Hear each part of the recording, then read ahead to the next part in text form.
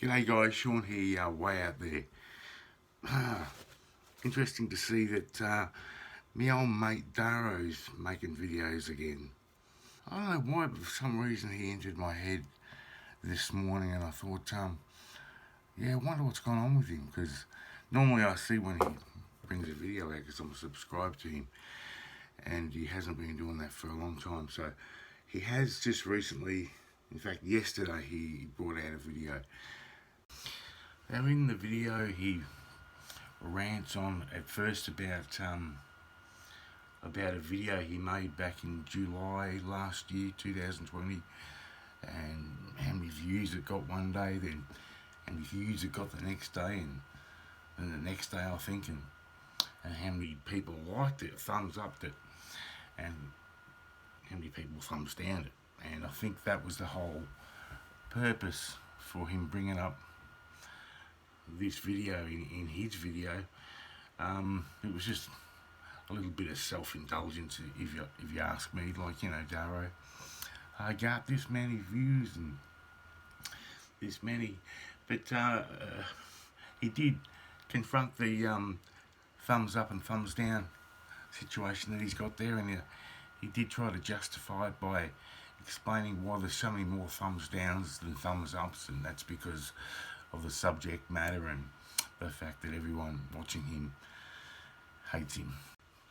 Which brings me to my next point, and that is I do have sympathy for this guy. I can't empathise with him because I just don't understand how this person cannot adapt or adjust at all with other people. Like, he just can't seem to. He's totally non-malleable, and he's prickly, and so I can't empathise with that, because surely after so many years you'd understand that you're actually you got an issue with the way you conduct yourself, or your social acceptability needs working on. But yeah, he isn't liked very much at all by anyone, I reckon, that he comes in contact with, pretty much. So that's why I have sympathy for him. He's got us apostates who he thinks all hate him, which I don't. In fact, I'm one of the few people that actually give him a thumbs up on his videos, just for that encouragement to keep going and keep entertaining us. And then he's got his own people in his own arena, his own cult, who don't like him either. This is quite a telling video that he made, because he talks about some shit that clearly makes him a target for people, just, you know, people's bitterness. He makes himself this target, yeah, for people to be annoyed with or bitter at, and I don't know, he must enjoy it somehow. So, you know, the situation with him is a sad one, but he thrives on it. He protects himself, of course, on his YouTube channel by not allowing comments. I'm sure if he was to let that comments section on his videos, let that to be opened, he probably wouldn't have the mental capacity or horsepower mentally to deal with the criticism and trolling that he would get. So, you know, just as well he does not have the comments there. But yeah, the whole thing about this video in the middle of the year that he made last year, I think was a little bit of, you know, he likes to bang on that his channel's doing really well and getting lots of views, yet he admits it's because of hatred for him by people. And it's sad how he must have to work all that shit out in his head. But he was glad to point out that it's never the body of elders that have any issues with the guy. He's never at odds with the body of elders. It's only with individual elders. So this justifies his actions and his bad attitude, or his attitude that he thinks a very good one. because it's never the body of elders. If it was the body of elders, it would be a different thing. He would have to adhere to, some reprimand. But it's not. It's just the individual elders. And I'll just tell you a few things that individual elders have approached him about. Well, he's been accused of sexual harassment. He's been accused by an individual elder of being a nutcase with mental issues. He's been removed by, well, it must be the body of elders that did this to him. It doesn't make sense that one individual elder could remove him and his wife from the ministry school for 12 months. But he points it out as him being picked on by an individual elder, not the body of elders. And he gets told, this is funny, he gets told that he ain't Jesus when he tries to imitate Jesus. Can you imagine? He gets told all these things by individual elders, yet because the body of elders haven't gotten together and approached him about sexual harassment, which I'm sure they have. Being a mentally ill person, which who isn't in the Jehovah's Witnesses, and a nutcase. That's actually what he was called by an elder. He has been removed, him and his wife, from the ministry school for 12 months. Look, I think it's pretty clear, whether it's the body of elders or the body of elders individually, he's not very well liked. What's funny, I thought, is this is another reason I kind of sympathise with him, because he reminds me of a kid that's been bullied at school but has never learned how to deal with it. So he was told that he ain't Jesus by an elder when he tries to imitate Jesus. And this was because, from what I can gather by the video he's just made, the reason for this, him being approached by the elders or an elder about this Jesus imitating thing, is because Daro stands at the Kingdom Hall front door and meets and greets the members that come in, because he feels that this is what Jesus would do, and he's trying to imitate Jesus. So I could just imagine, like, the people coming in to the Kingdom Hall, really the last person they want to talk to is Daro, surely. He would just be this annoying presence which would be disruptive.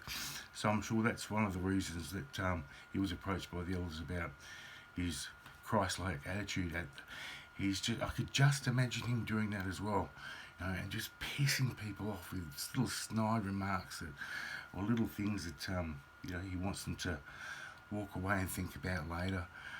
Just totally self-indulgent person who needs to be put straight by the body of elders, for crying out loud. Get together and do something. That might piss him off enough to leave. And he talks, the video's called All Ex-Jehovah's Witnesses Are Liars. I think it's something like that.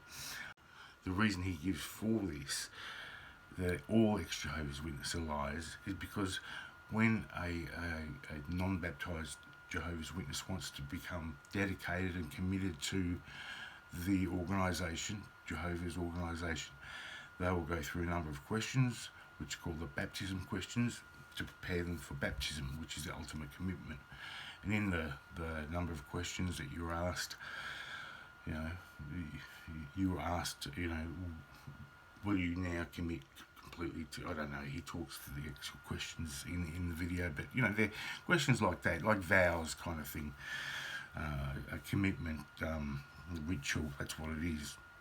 So because they made these vows and they've broken them now by no longer adhering to them, they're liars.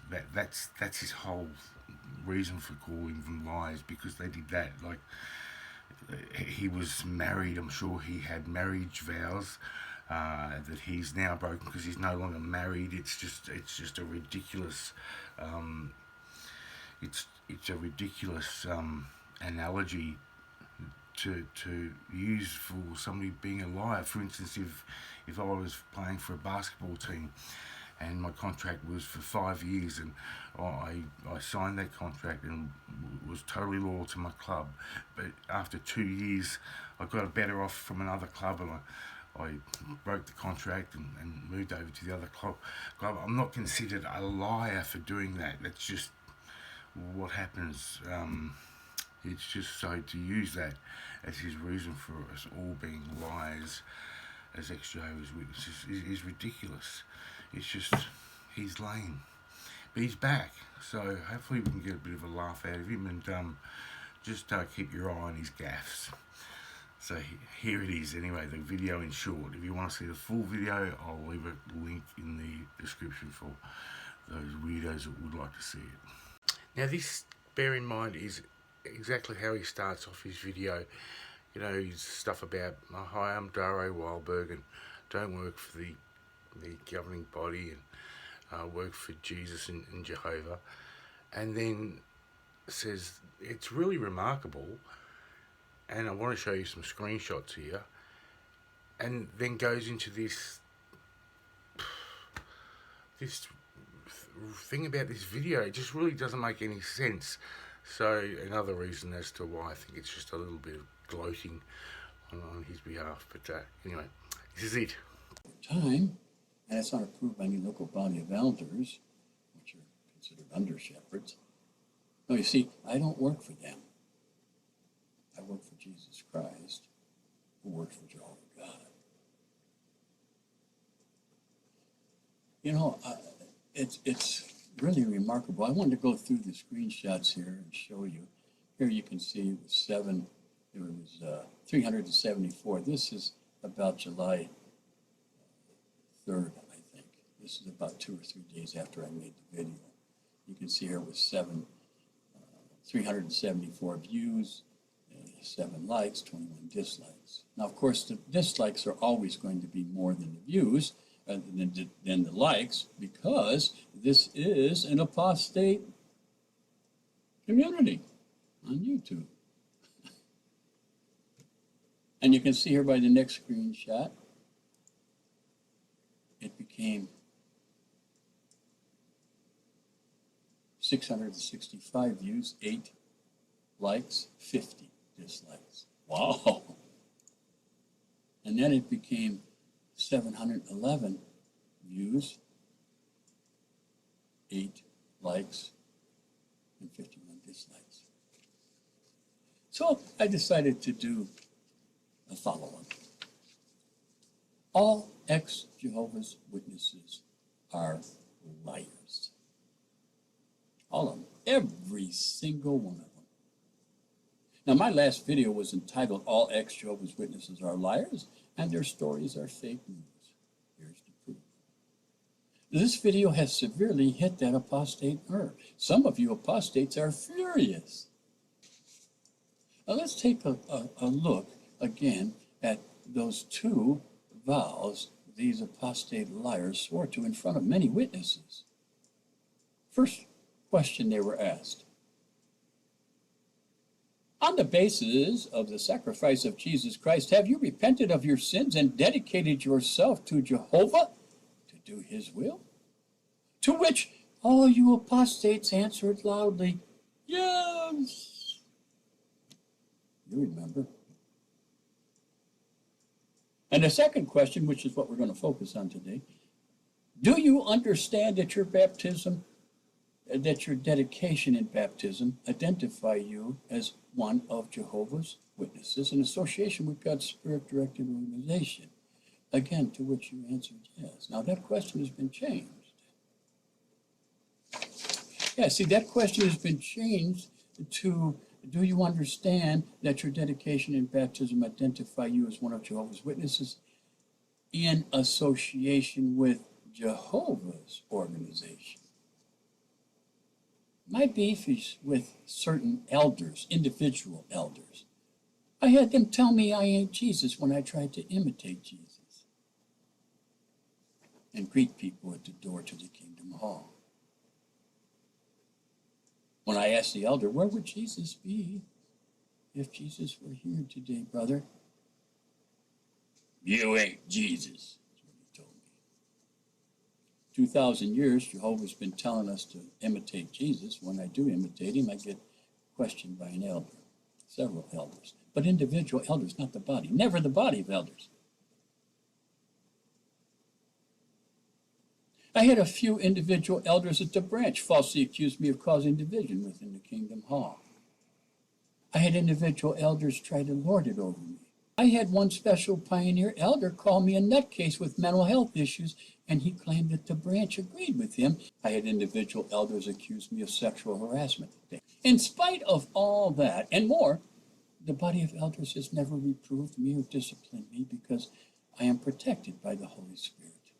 All you ex-Jehovah's Witnesses are in fact liars. Thanks for watching this video.